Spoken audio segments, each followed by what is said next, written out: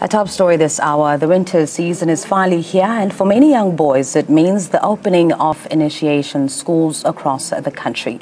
Now, families take young boys to the mountain to have them circumcised. The health department has introduced the medical male circumcision to avert danger of diseases one can acquire through being circumcised in the mountains. Now, and the health facilities across the country can perform the procedures for young boys for free.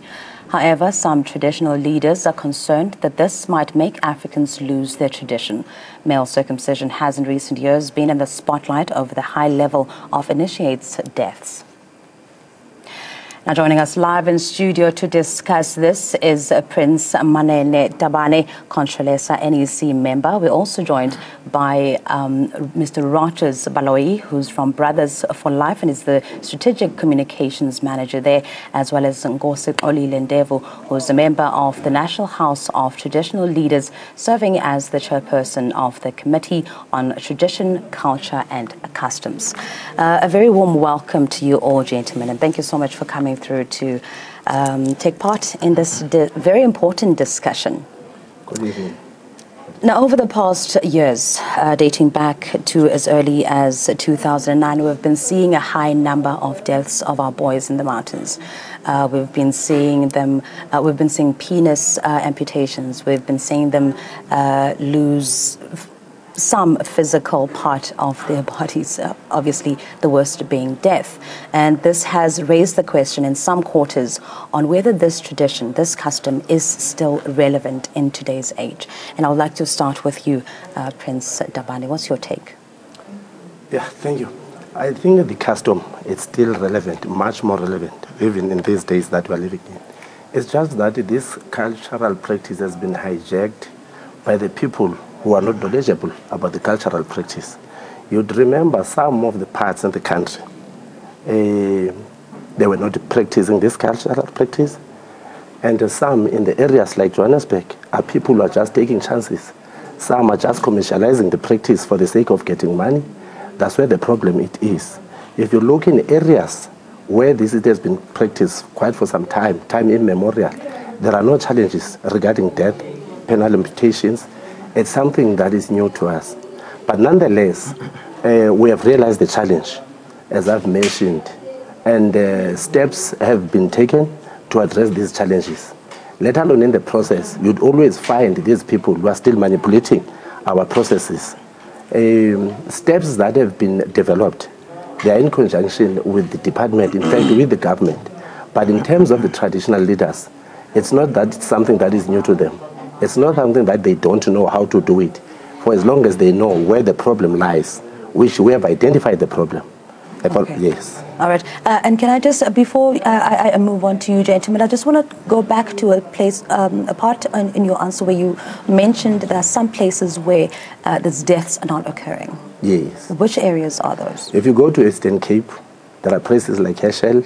You talk about Mount Fletcher, Matatiele, right round to go to Gofimba, around Mtata. There are no such deaths that are happening. But then in the recent past, we have realized that there are challenges that are happening. If you talk about areas like Chris Hani, in the past 2014 or 2015. Chris Hani, an area in the Eastern Cape. We discovered that the challenge there, it was because when in December boys are going to the initiation school, the heat was very high, which some of us, in our view, was that it's because of this climate change. Because the issue of initiation schools happening in December, it has been happening right through. We didn't experience it, but we realized that there was too much heat during December. So that is why we picked up and we have addressed that in terms of making water accessible to the initiates. Okay, now we'll come back to the issues of address. Ngosi Lendevu, is this custom still relevant? Well, thank you very much for affording us an opportunity to come and address the South African people. Coming to a question, this custom is still relevant. In fact, all our cultures and our customs are still relevant to us as African people because they are who we are and we are them. So we will never at any stage come to say our cultures are not relevant, our customs are not relevant. They will always be relevant as long as we are still there. As long as we're? As long as we are still there. All right. Before I come to you, sir, can I just pose a question to both of you gentlemen? Having said that this custom is very relevant still today, we've had issues of ukutwala. Yes. We've had female genital amputations, and those have been outlawed.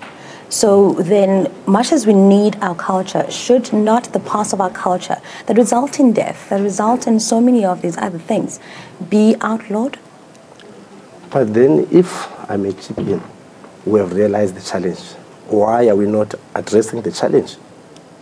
If we have noticed that there are challenges regarding to this, instead of abandoning, because once we lose and we stop practicing our culture, it means our identity will also disappear. We wouldn't know who we are, where we come from, how do we move forward, how do we tell the story, so that our kids, they should keep intact. Because if you talk about culture, it's not only about culture only, it's about included moral regeneration, the respect that is inculcated in this cultural practice. So if you say let's stop that, it means that you are saying we will be like a ship in the sea without any direction. Are you of the same view, sir? Yeah, well, of course, you don't say because your car has got some broken parts and then you say, I will never drive the car again. I mean, you get it sorted. So we can never come to a stage where we say our cultures must be abandoned because they come with a lot of problems now, lately. We cannot do that. But what we can then do is try to address the problems right there. Instead of saying, let's just abandon them because they come with problems. Okay, we'll come back to the problems, gentlemen. Mr. Baloyi, Mr. Baloyi. Yes. Pardon. You come from Matters of Life, and we're not disputing the benefits of circumcision here. Yes. And your organization has been advocating for health, for medical circumcisions. Take us through that. Okay. First of all, thank you very much for having us on your show.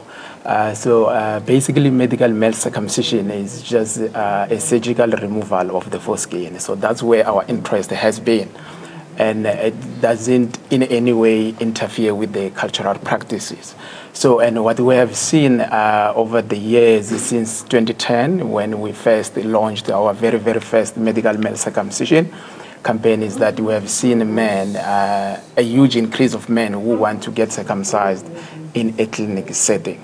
And that's largely because we offer safe, quick, and free circumcisions.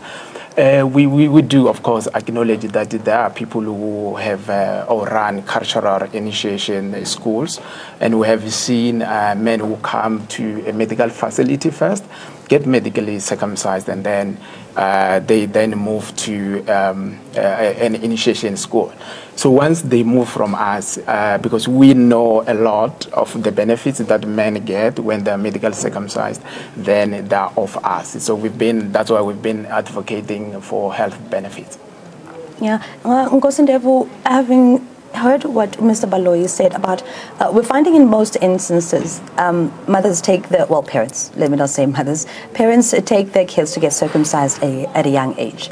And they only maybe move on to the initiation part of going to the mountains just to observe everything else that happens. Does it not take away from the tradition then of the whole initiation process?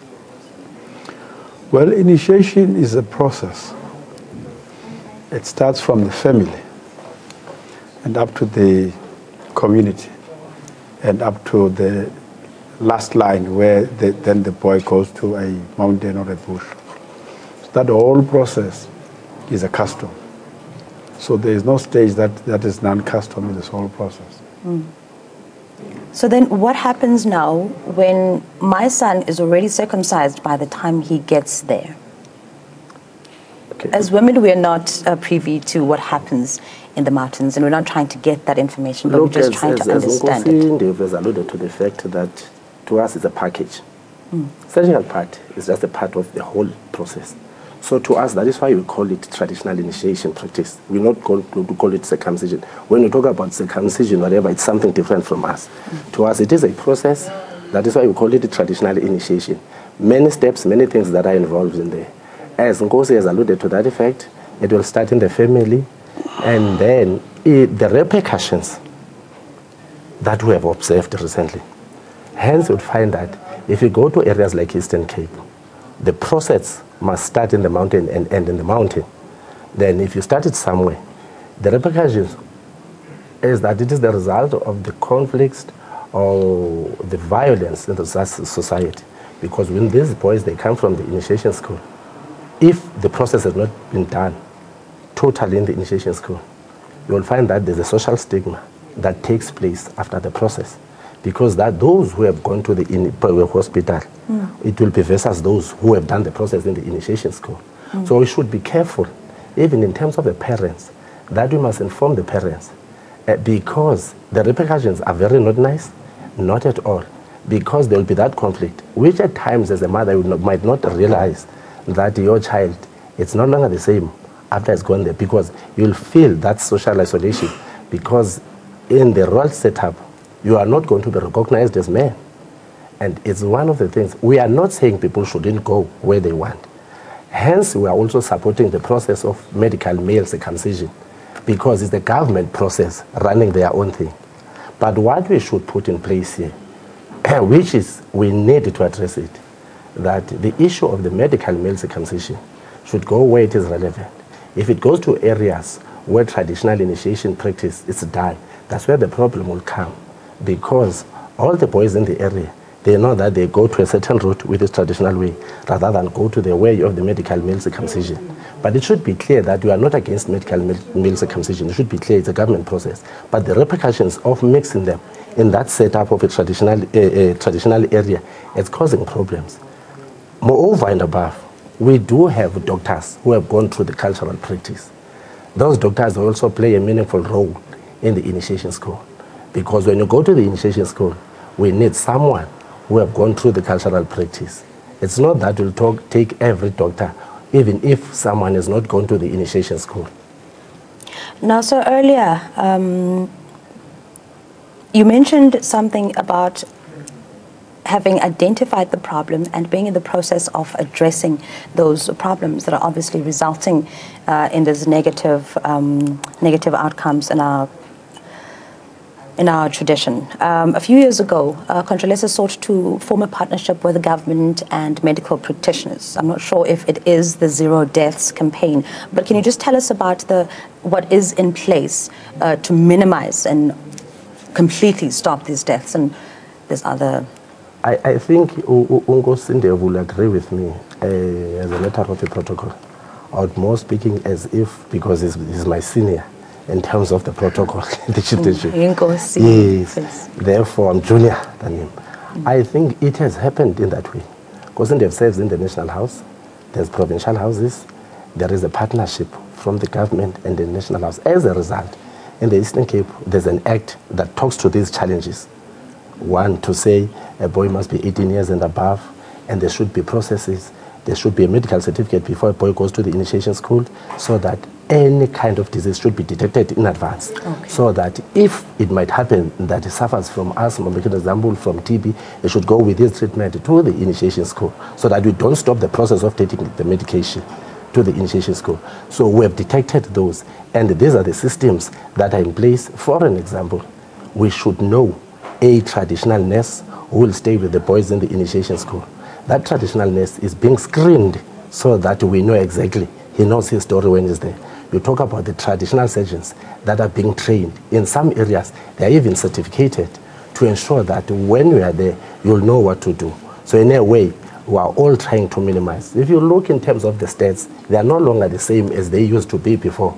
It's gradually going down. Let me refer to the stats that I have before me. In December, in 2016, last year, apparently 70 boys died in the Eastern Cape province alone. And just this past year, 11 teenagers died in botched circumcision within 2 weeks during this last year. I think when we talk about the number of the deaths, there are many factors to that. Some of them, they died in the initiation school, not because of the practice. If you recall, a typical example, somewhere in Kumbo or Tsolo, many boys died because their initiation had bent down. It's not because of the cultural practice, which it escalated the number to that level. But even if you talk about 70, We are not saying if one has died, it's better. We don't want any initiate to die. But I'm saying if you compare the figure from 2010 up until now, the number has drastically gone down, meaning these strategies and interventions are really working. It is for us to furthermore strengthen them and make sure that we make all the loose ends tight. Nkosindeva, would you like to add on to that? Yeah, look, what we do is to put all the system in place in terms of ensuring that we cap the deaths. For example, we've got partnership with doctors, medical doctors in fact, who have also undergone the very same practice. So we are ensuring that we make a breakthrough in terms of ensuring that these things are not happening. But be that as it may, there are also criminal elements that are taking place within the very same setup. Because you will find people who go in the initiation schools during the night and beat people, young boys there, do all the nasty things. Those are criminals. They've got nothing, what they do has got nothing to do with the actual practice. So there's just a whole lot of different things that are taking place there, which then they translate into the fact that the traditional initiation school is bad. Because that was actually going to lead to my next question, that it's not just the surgical part of the tradition that is cause for concern. There's also been reports of, like you're mentioning, brutal beatings. There's also sleep deprivation. There's mention of dehydration, where they're not getting enough water, and also being in the mountains and that cold, and they're just exposed to these harsh elements. Is this a part of the process that they must just bear? Well, look, it is also true that the caliber of the young people of this era are not as same as the caliber of young people of that era as well. So that element also, it also counts, because you have young people now that are grown up because they're eating these funny, fancy, expensive things. Whereas those youngsters then, like our staff, we were eating all those rough things. So even the way in which young people are growing now is very different than those. But that does not mean our cultures are irrelevant now because people are weaker than they were before. So that also counts as well in terms of what kind of breed of the people that were growing at this stage. But be that as it may also, it really does not mean our cultures are irrelevant and they must be scrapped, because they come with a whole lot of problems, like the death and so on. Mr. Baloyi, sorry, sir, Mr. Baloyi. So I just wanted to add that, yes, look, please. I do know that there has been concerted efforts to integrate medical male circumcision into traditional settings. And I do, we work with a large network of doctors. I remember last year I got a call from a medical doctor who happened to be invited in an initiation school where he performed about 3,000 circumcisions in a week. And then after that, he left those boys, of course, on the care of the traditionalists who will have to carry on with the initiation activities. So, like as Brothers for Life, our position has been very clear that medical male circumcision is just a pure medical procedure that's meant to reduce the risk of HIV infection among heterosexual men. And of course, it comes with other benefits that are extended to women, which another one is reducing the risk of cervical cancer. So I do think that as partners from the traditional and medical, we need to intensify our efforts to deal with these issues. Because of course, if things result in death, it's not what one would love to hear or to see. Yes. I think what he has just mentioned, the process of engaging, the partnership between the medical staff, the traditional leaders and so on, it has already started. Let's agree that culture is not static. Hence, Unkosundev have said, talking about the era, the old era and the new era. Hence now, we have involved the medical doctors, because the reason is that we don't want the boys, when they're in the initiation school, at a certain period, when their process is still on, they have not yet finished their process, to be taken to hospital. The reason why we involved these medical doctors who have gone through this cultural practice, it's for that reason, that the boys must be assisted if there's a need of a medical attention, that the boys were supposed to be taken to the hospital. But if we do have those doctors, which we have already started, the problem will be solved in the initiation school. One, we are avoiding the issue of social stigma. Two, we want to make sure that the process is not interrupted up until to the last day of it in the initiation school. So that is the process. And moving forward, as Unkosundev has alluded to that effect, remember, in the olden days, before you go to initiation school, you will be told that there are certain stuff that you are not to eat. But these days, what if a doctor said there's a prescription that part of your medication, it should be this kind of food, which in our own view might not be in line with what we want. But then the way that which we want to protect and promote and preserve our culture so that it doesn't lose its value, we involve the medical doctors who have gone through the initiation process so that they will better advise in the initiation school because they've been there. All right. As a parting shot, gentlemen, just to wrap up our conversation, we live in the modern times, and we live in a time where children now have rights, especially when they get to 18, they're able to make their own choices. Now, what if my son decides he doesn't want to go through this process? How does then a mother approach that kind of thing? Let me start with you, Prince Taban. Isn't that in terms of the law, when you are 18 years and above, it's upon you to take a decision. We are the citizens as traditional leaders of this country. We're not going to defy the laws of this country. But the point is that all what is critical in the process, it is the explanation, it is the engagement. It is the engagement with the initiate to be, so that he realizes the value of the cultural practice that he has gone through. The point is that you may not be informed or know the values if you are not there. And you may not know everything if you have never gone there. Once you cross the line, you will begin to know and realize the value for me as an individual to go to the initiation school. Therefore, on that score, the hands on Unkosundev have said that it starts in the family. In the family, we involved parents. When you talk about parents, it might be Omalume, or Tatomning, or Mama himself, or Makulu, not that. To talk about the cultural practice that now it's time. Then at a certain period, the man in the family will then take the boy aside. It's then that the boy will be lectured in terms of the importance of the initiation school. Then I think in that process, there will be no in that process of going to initiation school. But then if that kind of process, that step has been passed or jumped, that's where you'll find these kind of things, because the boy has not been informed. Okay, so Madam Seko Malum. Unkosundev, would you like to add on to that?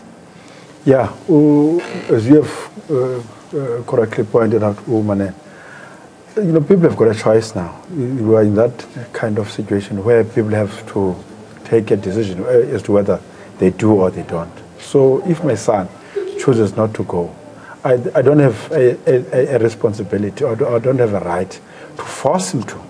So he chooses by himself. The same as my girl child. If he chooses not to go and get married, it's actually her choice as well. I can't force my girl child to go and get married. I mean, we're living in that kind of a world now, so we can't force anyone to do. But it's often an advantage, though, if one goes, because there are benefits. There are benefits about that. If we are at the kraal there and there's something is happening, we're slaughtering a cow and stuff. So those that have not been undergone, they will stand there at the bottom of the kraal, and then those that have gone, well, of course, they will enjoy the benefits. So that's the whole package of being a man. I mean, yeah, it goes there. Mr. Baloyi, would you like to say? Talking about the rights of children, I think it is important to mention that for medical male circumcision, we circumcise from 10-year-olds and above. But then boys who are 10 years 10 years old, between 10 years old and 16 need to come with a parental consent. That's when they will get circumcised. Anyone older than that, they're free to go to the clinic as long as they produce their identity document, and they will be assisted. All right. Gentlemen, thank you so much. Thank you so much for coming through to talk to us about this very important issue. We had Nkosi Xolile, who is member of the Traditional House of Traditional Leaders, acting as a committee chairperson on tradition, culture and customs. And close to me, Prince Manene Dabane, who's an NEC member of Contralesa, as well as Mr. Rogers Baloyi, who's the strategic communications manager at Brothers for Life. We'll have more news for you after this short break. Do stay with us.